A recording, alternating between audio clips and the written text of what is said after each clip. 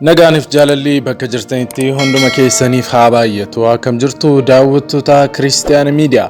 Qophii keenya wayitawaa qabannee dhiyaannetti jirra. Turtiin keessan wajjiniin haa ta'u. Daawwattoota keenya yeroo jalqabaatiif gara chaanaalii keenya kan dhuftan subscribe kan jedhu tuquudhaan mallattoo bilbilaa sanas tuquu hin dagatina. Kana gochuu keessaniin ergaawwan keenya yeroo hundumaa akka isin dhaqqaban taasiftu jechuudha daawwattoota keenya.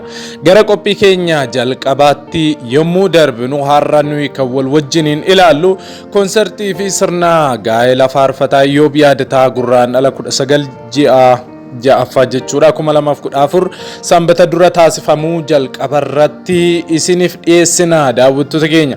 Ittaansuudhaan kan nu isiniif dhiyeessinu oduu gammachiisaa galgala kaleessaa waan argamedha. Galgala kaleessaa fiigicha meetira 3,000 akkasuma meetira 5,500 akkasuma meetira 800 atileetonni Itoophiyaa waan ajaa'ibsiisaa galaana magariisaa maqaa jedhamu Aronguwaadee Gorf isa dur jedhamaa ture deebisuu danda'anitti jiru waan ajaa'ibaati kan isinii qoonnu ni ta'a jechuudha. Ittaansuudhaan qophii keenya sadaffaa irratti dhimma dirree masqalaa kan kooti kan keetii jedhu wajjin wal qabsiisee jechuudha. Abbaan kan kooti jedhu xalayaa barreeffatee waajjira keenyaa galfatu jecha Adaanech Abeebee dubbatan kanaan wal qabatee jechuudha. Guyyaa kaleessaa dura buutonni amantii waaqeffataas iddoon kun kan keenya jechuudhaan egaa xalayaa isaanii waajjira kantiibaa bulchiinsa magaalaa Finfinnee galfataniit jiru. Mormichi akkuma itti fufetti jira. Ittaansuudhaan daawwattoota keenya kan nuyi wal wajjiniin ilaallu Dr. Abiy Ahmed guyyaa kaleessaa paarlaamaa irratti dhiyaatanii gaafiiwwan dhiyaataniif deebii kennaniit jiru. Waan hin eegamne waan isin hin dhagahin isiniif qopheeffannee dhiyaanneetu jira. Egaa daawwattoota keenya gara odeessa ittaanutti yommuu darbinu jechuudha har'a kan wal wajjiniin ilaallu Ameerikaan imbaasii ishee bulchiinsa mootummaa naannoo Tigraay keessatti banuun ishee ifa baheetu jira. Akka gabaafamaa jirutti Ameerikaan Tigraay akka cittuuf deeggarsa taasisaa jiraachuun ishee beekamaadha. Amma immoo jechuudha Ameerikaan imbaasii ishee yookaan qoonsilaa ishee Tigraay keessatti yeroodhaaf bantee hojjetaa akka jiru barameetu jira. Daawwattoota keenya dabalataan jechuudha barataa kutaa 8ffaa barataa ture wayita ammaa waan ajaa'ibaa hojjetellee isinii qoonna Oromiyaarra akkasuma safarii.comiin Itoophiyaa seenee baatii eebilaarraa jalqabee jechuudha ji'a ittaanu kana jechuudha. Tajaajila kennuu akka jalqabus ifoomeetu jira. Dhimma Ruusiyaa fi Yuukireen wajjin wal qabatee wanti addaa ta'etu jira. Kanaaf kan kana fakkaatan isinii qoonna daawwattoota keenya. Egaa odeessa bal'aa qabannee dhiyaanneerraa hamma xumura qophii keenyaatti nu wajjiniin turaa isiniin jenna. Viidiyoo kana yeroo jalqabdan like gochuudhaan jalqabaa gara qophii keenya jalqabaatti wal wajjiniin imalla.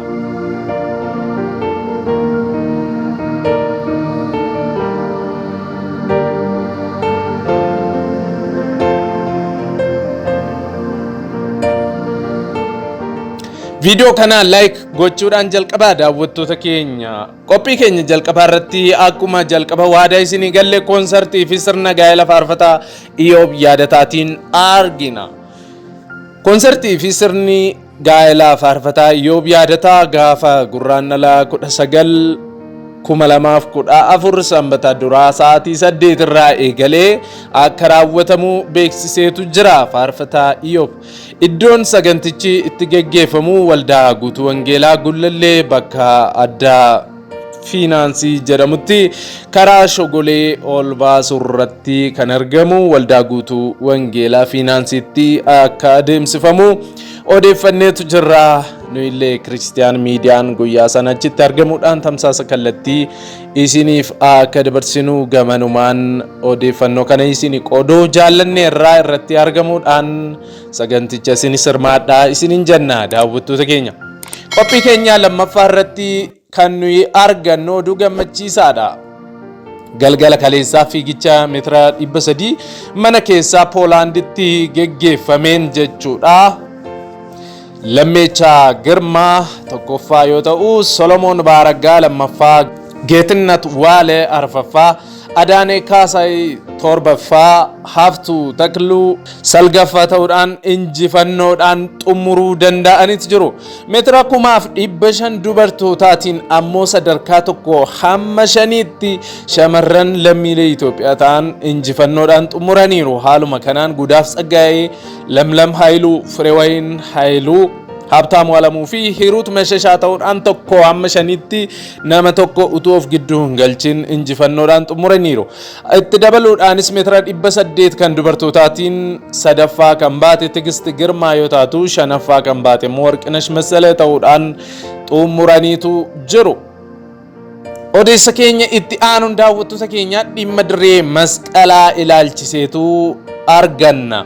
Abbaan kan kooti jedhu yoo jiraate barreeffama waajjira keenyaaf dhiyeeffachuu danda'a jechuudhaan Adaanech Abeebee yeroo muraasaan dura akka dubbatan ni yaadatama.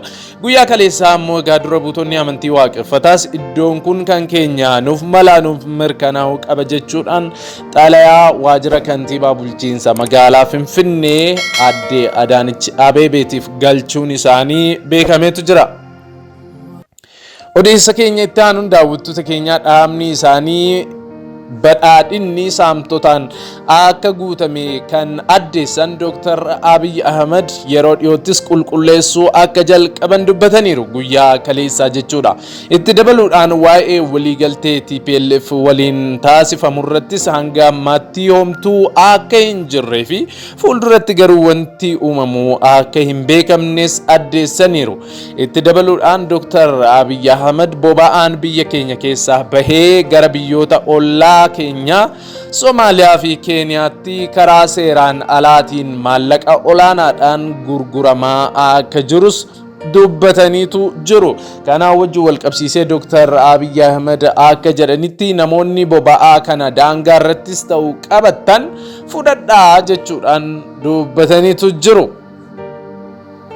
Odeessa keenya itti aanutti yommuu darbinu Ameerikaan embaasii ishee mootummaa naannoo Tigraay keessatti banuun ifoomeera. Akka gabaafamaa jiruttis Ameerikaan harka ishee biyya kana keessa galfachuudhaan Tigraay akka cittuuf deeggarsa taasisaa jiraachuu ishee bira darbitee wayitaa ammaa immoo qonsolaa ishee Tigraay Maqaleetti banattee kallattiidhaan achi hojjetaa akka jirtus ifoomeera.